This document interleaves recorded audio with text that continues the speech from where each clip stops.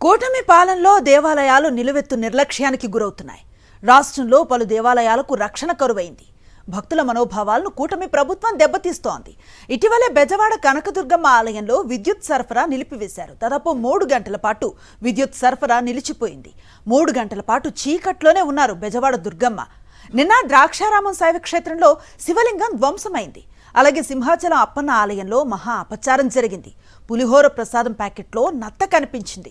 ఇవాళ నంద్యాల జిల్లా మద్దూరు వెంకటేశ్వర స్వామి ఆలయంలో వెండి ఆభరణాలు మాయమయ్యాయి. విశాఖలోని సింహాచల దేవస్థానం పులిహోర ప్రసాదంలో నత్త కనిపించిన వ్యవహారం చర్చనీయాంశంగా మారింది. ప్రసాదంలో నత్త కనిపించిన విషయాన్ని భక్తులు సోషల్ మీడియాలో పోస్ట్ చేశారు. దీంతో ఈ వీడియో వైరల్గా మారింది. దేవస్థాన అధికారులు ప్రభుత్వం నిర్లక్ష్యంపై భక్తులు మండిపడ్డారు. ఈ నేపథ్యంలో కూటమి ప్రభుత్వం దేవస్థాన అధికారులపై చర్యలు తీసుకోకుండా భక్తులపై కక్ష సాధింపు చర్యలకు దిగింది. ప్రసాదంపై నత్త వచ్చిందని చెప్పిన భక్తులపైనే తిరిగి పోలీసులు కేసు నమోదు చేశారు. గోపాలపట్నం పోలీస్ స్టేషన్లో దేవస్థాన అధికారులు ఫిర్యాదు చేయడంతో భక్తులపై పోలీసులు కేసు పెట్టారు. అయితే ప్రసాదం విషయంలో నిర్లక్ష్యంగా వ్యవహరించిన అధికారులపై చర్యలు తీసుకోకుండా విచారణ చేపట్టకుండా భక్తులపై కేసు పెట్టడంపై నెటిజన్లు ఆగ్రహాన్ని వ్యక్తం చేస్తున్నారు. అప్పన్న పులిహోర ప్రసాదానికి ఎంతో ప్రాముఖ్యత ఉందని, దాని విషయంలో కూడా అజాగ్రత్తగా ఉండటం దారుణమని మండిపడుతున్నారు. ఇక దేవాలయాల విషయంలో చంద్రబాబు ప్రభుత్వ నిర్లక్ష్యం వల్లే పదే పదే దారుణాలు చోటు చేసుకుంటున్నాయని భక్తులు ఆరోపిస్తున్నారు. సింహాచలం దేవస్థానం చరిత్రలో ఎన్నడూ లేని విధంగా ఏప్రిల్ 30వ తేదీన జరిగిన చందనోత్సవంలో నాసిరకంగా నిర్మించిన గోడ కూలి 7 భక్తులు మృతి చెందారని, జులైలో భారీ షెడ్ కూలిపోయిందని, ఇప్పుడు ప్రసాదంలో నత్త కనిపించిందని, వీటన్నింటికీ చంద్రబాబు ప్రభుత్వ నిర్లక్ష్య తీరే కారణమని మండిపడ్డారు. బాధ్యులపై కఠిన చర్యలు తీసుకోవాలని డిమాండ్ చేస్తున్నారు.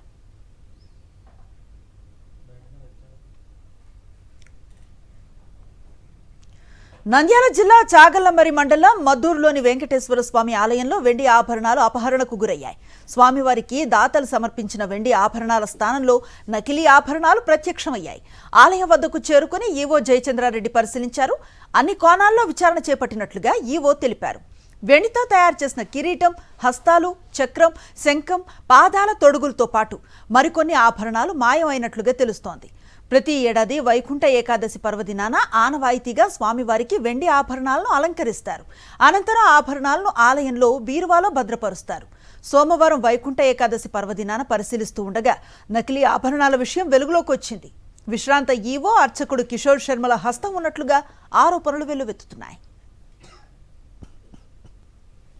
హిందువులు పరమ పవిత్రంగా భావించే ముక్కోటి ఏకాదశి పర్వదినం నాడు డాక్టర్ బిఆర్ అంబేద్కర్ కోనసీమ జిల్లాలో ప్రముఖ పుణ్యక్షేత్రం ద్రాక్షారామంలో మాణిక్యాంబ సమేత భీమేశ్వర స్వామి ఆలయంలో అపచారం జరిగింది. సప్త గోదావరి తీరంలో ఉన్న ఈ ఆలయ ప్రాంగణంలో కపాలేశ్వర స్వామి శివలింగాన్ని సోమవారం అర్ధరాత్రి దాటిన తర్వాత దుండగులు ధ్వంసం చేశారు.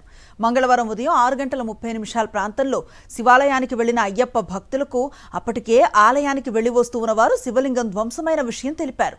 దీంతో అక్కడికి వెళ్లి పరిశీలించిన అయ్యప్ప భక్తులు వీడియోలు తీసి వాట్సాప్ గ్రూపుల్లో పోస్ట్ చేయడంతో విషయం బహిర్గతమైంది. శివలింగం ధ్వంసం కేసులో పోలీసులు విచారణ చేపట్టారు. తోటపేటకు చెందిన వ్యక్తిని అదుపులోకి తీసుకున్నారు.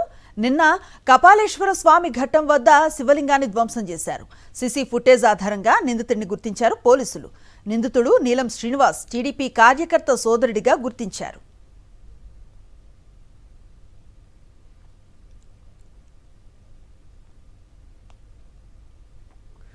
ద్రాక్షారామంలో శివలింగం ధ్వంసం దారుణమన్నారు వైఎస్ఆర్సీపీ నేతలు. సంప్రోక్షణ చెయ్యకుండా మరో లింగాన్ని ఎలా ప్రతిష్ఠించారని ప్రశ్నించారు. వ్యవస్థలను కూటమి ప్రభుత్వం నాశనం చేస్తోందని మండిపడ్డారు వైఎస్ఆర్సీపీ నేతలు.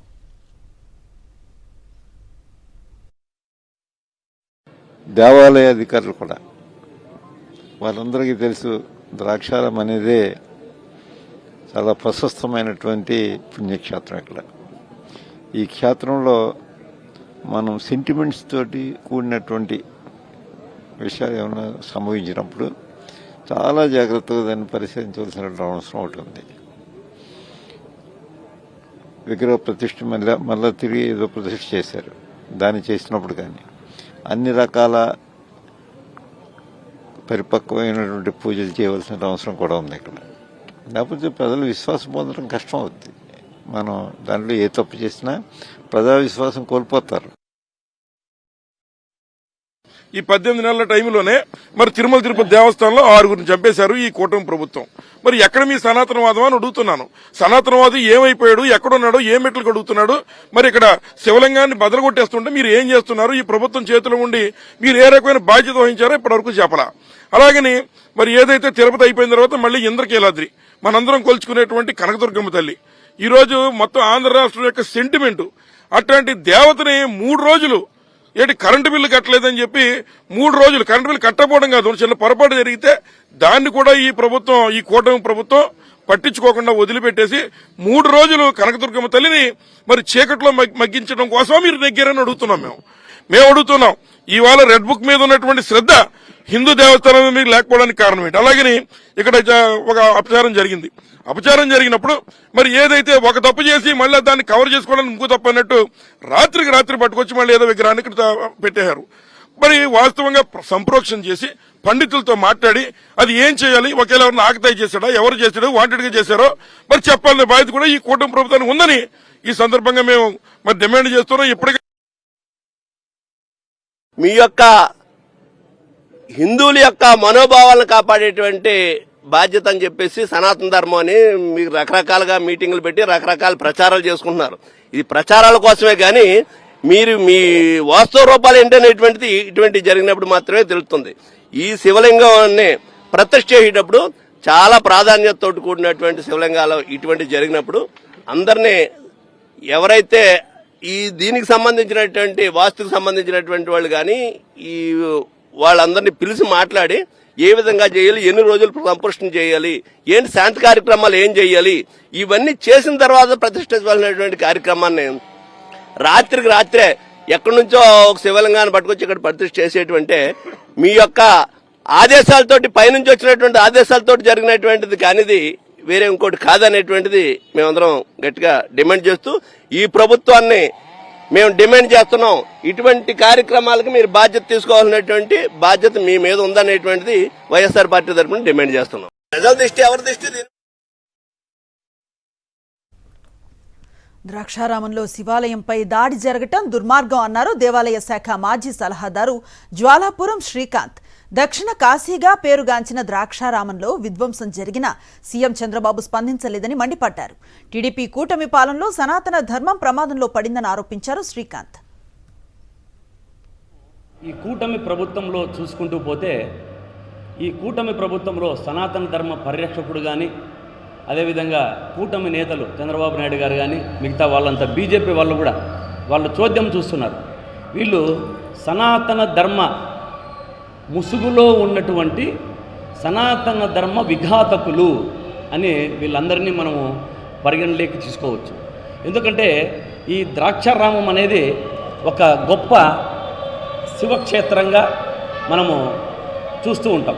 అటువంటి క్షేత్రంలో ఈ కూటమి పాలకులకు దేవాలయాల సంరక్షణ కరువైనది అన్నది దాంట్లో ఏ అతిశయోక్తి లేదు. మనం గమనిస్తుంటాం. టీడీపీ ప్రభుత్వం వచ్చిన తర్వాత కానీ ఈ కూటమి ప్రభుత్వం వచ్చిన తర్వాత కానీ గమనిస్తే హిందూ మన సాంప్రదాయాలకు కానీ దేవాలయాలకు కానీ దేవాలయాల భూములకు కానీ చాలా విఘాతము కలుగుతుంటుంది అన్న దాంట్లో అతిశయోక్తి లేదు.